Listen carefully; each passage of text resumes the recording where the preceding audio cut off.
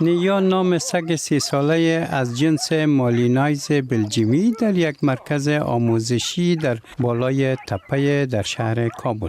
این سگ ظاهراً از بازی لذت میبرد، اما در اصل برای ماموریت مرگ و زندگی آموزش میبیند.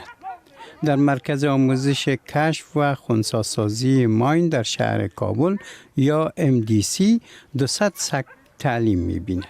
که سگ نباشه ما بسیار وظیفه‌مون بسیار خسته‌کن دچار میشیم. ما سری سگای خود اعتبار داریم که اینا باشه بیق نوازش میتیم، ما بالای کار اینا اعتبار داریم. MDC سگ‌های را که میتوانند حیوانات خرابکار باشند در این مرکز به نیروی انضباطی تبدیل میکند که در نهایت جان انسان را نجات دهد. سگ‌های آموزش دیده در پست‌های امنیتی و تأسیسات دولتی افغانستان همچون ابزار مهم برای کشف و خنثی‌سازی بمب‌های خودساخته توظیف می‌شود. بسیار رابطه باید محبتانه داشته باشد که مثل یک دوست یا همراه یک رفیق یا همراه یک طفل که می باشی با یک قسم باید همراه سگ باشی. بسیار محبت همراه سگ داشته باشی که تا سگ همراهت محبت کنه و همراهت آشنا باشه و هر چیزی که بخوایی او سگ برات اجرا میکنه.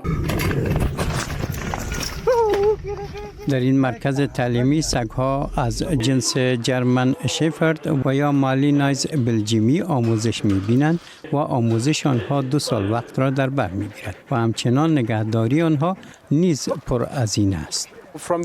یک سگ از آغاز که خریداری می شود تا آموزش و آمادگی به مأموریت از 10 تا 15 هزار دلار مصرف دارد. پس از آن ماهانه از 200 تا 300 دلار برای نگهداری آن به مصرف می رسد.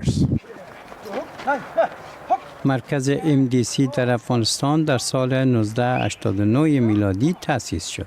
در آن زمان اکثر سگ‌های تعلیم یافته از هلند انتقال داده می شدند. اما آموزش سگ‌های محلی در این مرکز تعلیمی از سال 1994 آغاز شد. تا به حال بیش از 1100 سگ توسط مؤسسه MDC تعلیم یافتند.